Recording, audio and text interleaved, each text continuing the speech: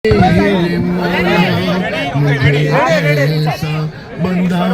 बना मेरे मुझसे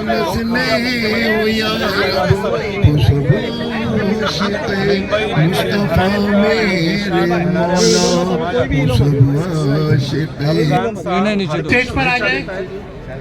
मुझे आज बहुत ही आनंद है, बहुत ही गुम नीचे लो कि मुंबई के हमारे अंबर फिरोज साहब मुख्यमंत्री साहब के नेतृत्व में डॉक्टर श्रीकांत शिंदे जी जो कल्याण के सांसद हैं और हमें आज यहाँ इस्लाम जिमखाना में बुलाया है। सीएम साहब का एक बहुत ही क्लियर विजन है। वे चाहते हैं कि मुंबई और महाराष्ट्र के हर समाज को आगे ले जाकर मुंबई और महाराष्ट्र को और एक बार देश की सबसे डेवलप्ड, सबसे इंडस्ट्रियलाइज्ड इकोनॉमी बनाना चाहते हैं। इसमें हर समुदाय, हर वर्ग के लोगों का बहुत महत्वपूर्ण योगदान है। इसके साथ साथ आज हम दोनों के लिए बहुत बड़ी खुशी की बात है कि हमारे पद्मा अवार्डी डॉक्टर जहीर काजी भी हमारे साथ मौजूद हैं, जो अंजुमान इस्लाम के माध्यम से वे नेतृत्व करते आ रहे हैं।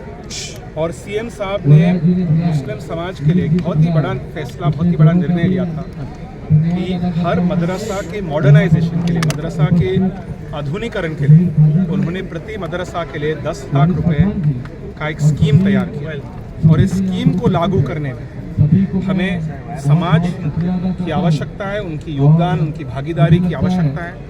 हमारा एक ही उद्देश्य है कि हर समाज को समान रूप से मूल मानव अधिकारों की गारंटी मिले। और मैं मानता हूं कि इस योजना के माध्यम से मुंबई और महाराष्ट्र के मुसलमान समाज के खास करके युवकों को बहुत फायदा, बहुत लाभ।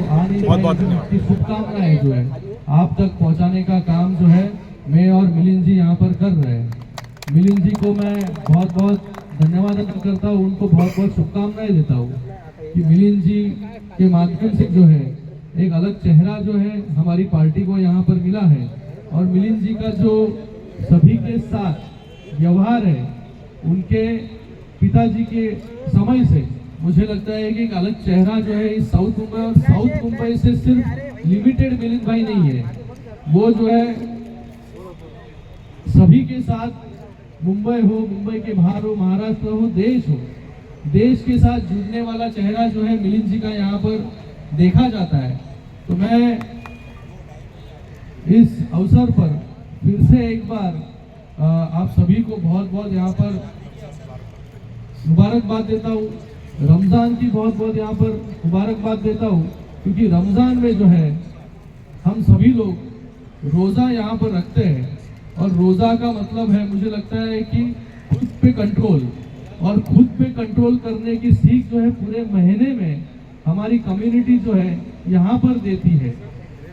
खुद को रोकना, खुद को डिसिप्लिन में लाना, मुझे लगता है कि ये बहुत बड़ा, सबसे बड़ा अगर संदेश होगा देश के लिए तो ये रोज़ा के माध्यम से जो है यहाँ पर जाता है।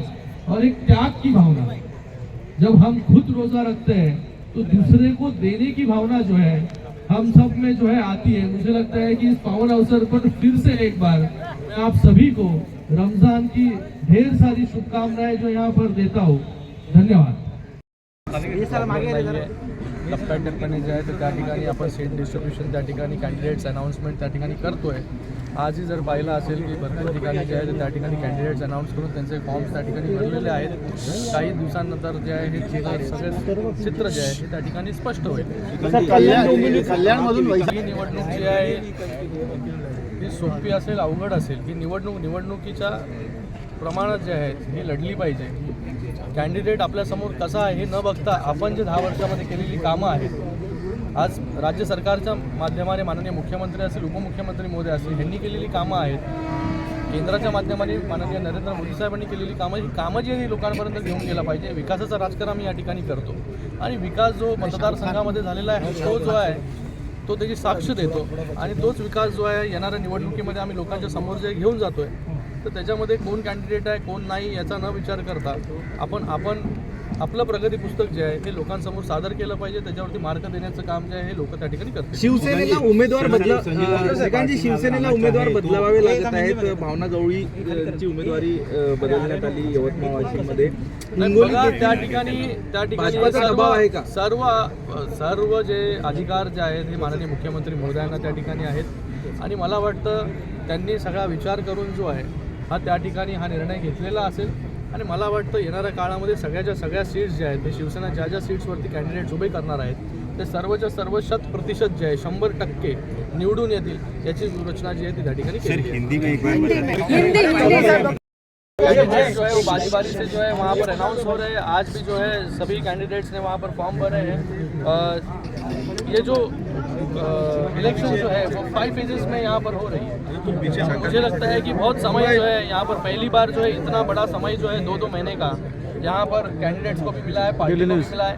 तो सोच विचार कर जो है कैंडिडेट्स को जो है यहाँ पर फाइनलाइज किया जा रहा है और उसके इसलिए जो है रोज जो है बैठकें वहाँ पर हो रहे हैं और कुछ दिन में जो है ये पूरा चित्र जो है स्पष्ट हो जाए. संजय निरुपम ये कयास जो है किंतु परंतु ये सब जो विषय है मुझे लगता है कि ठोस इसमें कुछ है नहीं. जब भी कुछ ऐसा होगा तो उसके ऊपर पार्टी जो है विचार करेगी, माननीय मुख्यमंत्री जो है वो विचार करेंगे. मैं उसके ऊपर ज़्यादा बयान नहीं कर सकता. सवालों पे राजनीतिक जवाब नहीं देना है. हम चाहते हैं, जो मैंने कहा कि आज और कल पार्टी का एक ही उद्देश्य है कि सभी लोगों को साथ में लेकर हम काम करना चाहते हैं. जो भी व्यक्ति मुंबई महाराष्ट्र के हित में काम कर सकता है, उनमें काम करने की क्षमता है, योग्यता है, ऐसे लोगों का हम अवश्य स्वागत करेंगे.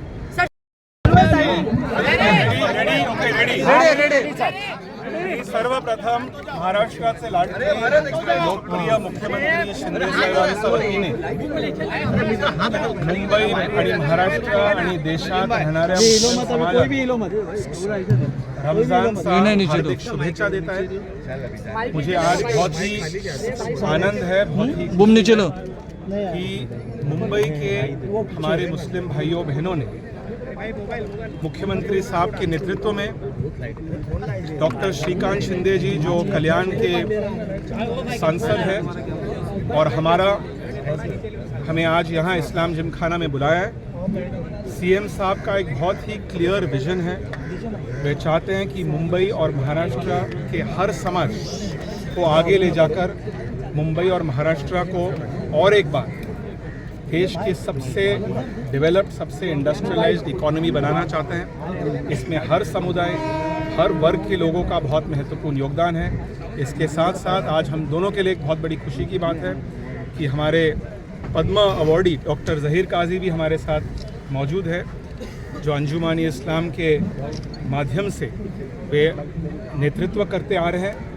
और सीएम साहब ने मुस्लिम समाज के लिए एक बहुत ही बड़ा फैसला, बहुत ही बड़ा निर्णय लिया था कि हर मदरसा के मॉडर्नाइजेशन के लिए, मदरसा के आधुनिकीकरण के लिए उन्होंने प्रति मदरसा के लिए 10 लाख रुपए का एक स्कीम तैयार किया.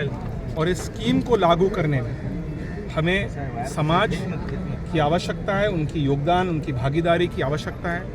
हमारा एक ही उद्देश्य है कि हर समाज को समान रूप से मूल मानव अधिकारों की गारंटी मिले. और मैं मानता हूं कि इस योजना के माध्यम से मुंबई और महाराष्ट्र की मुसलमान समाज के खास करके युवकों को बहुत फ़ायदा, बहुत लाभ होगा. बहुत बहुत धन्यवाद.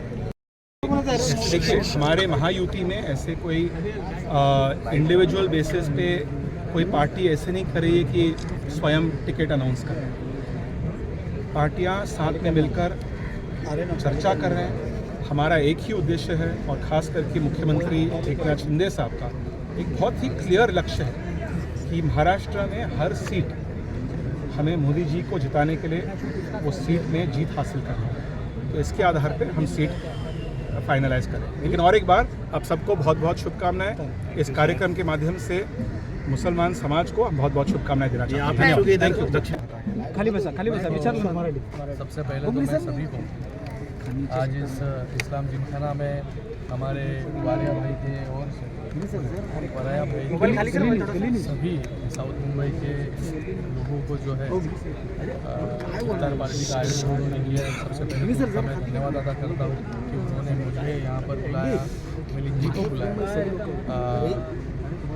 इस महाराष्ट्र के मुख्यमंत्री एकनाथ शिंदे साहब यहाँ पर आने वाले थे, लेकिन आज हिंगोली और यवतमाल के कैंडिडेट्स जो है वहाँ पर फॉर्म फिल कर रहे थे, तो वहाँ मुख्यमंत्री जी गए थे, इस प्रोग्राम में नहीं आ पाए, लेकिन उनकी शुभकामनाएं जो है सबके साथ है। सभी को मैं रमज़ान की बहुत बहुत यहाँ पर शुभकामनाएं देता हूँ। और मुझे लगता है कि आपका जो सवाल है, अभी मिलिंद जी जो है शिवसेना पार्टी और पार्टी की एक आइडियोलॉजी रही है, एक आइडियोलॉजी जो हमारी पार्टी की है, उसका ये मतलब नहीं कि किसी और जाति धर्म और मजहब के लोग जो है या किसी और आइडियोलॉजी को मानने वाले लोग जो है इसके अंदर समाहित नहीं हो सकते। मुझे लगता है कि उनका फेज जो है सर्वसमावेशक है, सभी के साथ जो है वो घुल मिल जाता है और उनका बहुत बड़ा एक इतिहास है। उनके पिताजी जो है इस पूरे महाराष्ट्र के एक बहुत बड़े हस्ती रह चुके हैं, उसको आगे लेके जाने का काम जो है मिलिंद जी यहाँ पर कर रहे हैं। और मिलिंद जी के आने के कारण जो है एक अच्छा फेज जो है हमें मुंबई के लिए, महाराष्ट्र के लिए यहाँ पर मिला है।